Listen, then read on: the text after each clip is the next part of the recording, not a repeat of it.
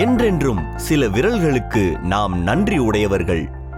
நம்மை தொடும் முதல் விரலும் நம் கண்மூடும் கடைசி விரலும் செவிலியரின் விரல்களே. ஒரு புதுக்கவிதை போல் இரத்தக்கரை படிந்த கருணை உள்ள கரங்கள் இவர்களுக்கு. வெள்ளை உடையில் பூமியை வருடிவிடும் லட்சக்கணக்கான நிஜ தேவதைகளில் ஒருவர்தான் கூடலூரைச் சேர்ந்த சபீனா. கூடலூர் தாலுக்காவில் புற்றுநோயால் பாதிக்கப்பட்ட, அப்புறம் ரொம்ப வயசாகி பார்க்குறதுக்கு ஆள் இல்லாமல் கஷ்டப்படுறவங்க, ரொம்ப முடியாதவங்கள அவங்க வீட்டுக்கே போய் சேவை செஞ்சிட்ருக்கோம்.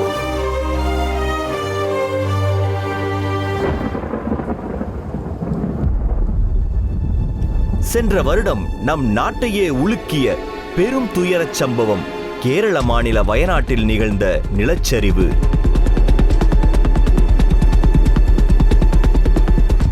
ஒரு 70 கிலோமீட்டர் தொலைவில் மனித உயிர்கள் துடித்துடித்துக் கொண்டிருக்க, வீட்டிலேயே ஐயோ பாவம் என்று சொல்லி பரிதாபப்பட்டு கொண்டிருக்க முடியவில்லை. தன் குழுவோடு வயநாட்டுக்கு புறப்பட்டார் சபீனா.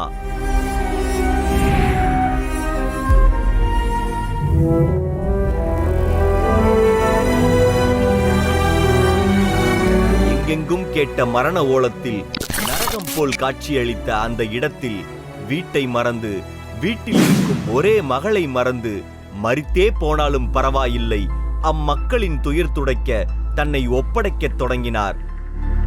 சூரல் மலையில் இவர்கள் மீட்பு பணியில் ஈடுபட்டிருக்க, எதிர்ப்புறம் இருந்த முண்டக்கையில்தான் பேரழிவு நிகழ்ந்திருந்தது. இராணுவத்தால் கட்டப்பட்டிருந்த ஜிப்லைனில் மட்டுமே அங்கு செல்ல முடியும். எந்த முதலுதவியும் இல்லாமல் குழந்தைகளும் பெண்களும் அங்கே பரிதவித்துக் கொண்டிருந்தனர். ஆண்களால் மட்டுமே அந்த ஜிப்லைனில் போக முடியும் என்பதால் ஆண் நர்சுகளை தேடி அலைந்தனர் இராணுவத்தினர். அப்போதுதான் துணிந்து களமிறங்கினார் சபீனா.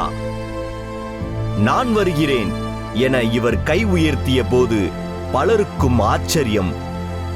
ஒரு பெண்ணால் போக முடியாது என தடுத்தனர். இடுப்பில் பெல்ட்டை மாட்டிவிடக் கூட யாருமே வரவில்லை. தனக்குத்தானே பெல்ட்டை மாட்டிக்கொண்டு அக்கறையில் இருக்கும் உயிர்களை காப்பாற்ற கயிற்றில் ஏறத் தொடங்கினார்.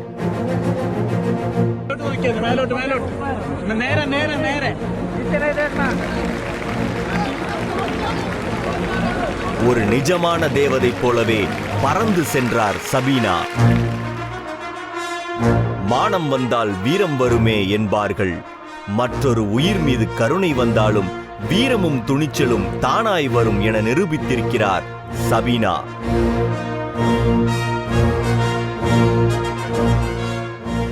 பிற உயிருக்காகவே தன் வாழ்வை அர்ப்பணித்து வாழும் சபீனாவின் கரங்களில் இந்த விருதை அளிப்பதில் பெருமை கொள்கிறது நீயா நானா.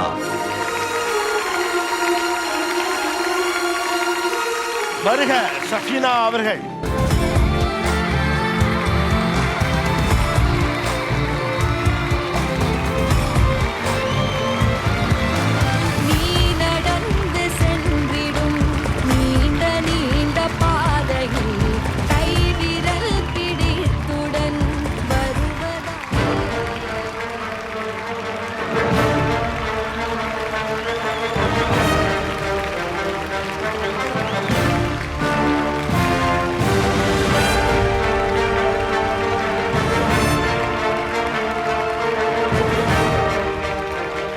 அந்த ஜிப்லைனில் ஏறினதை பார்த்த உடனே எங்கள் எல்லாருக்கும் அப்படியே இமோஷன் ஆகிட்டாங்க. பட் எது உங்களை உந்தி தள்ளிச்சு அதை செய்யணும், அந்த அங்கிட்டு போகலாம், அதில் ஏறி போகலாம் அப்படின்னு?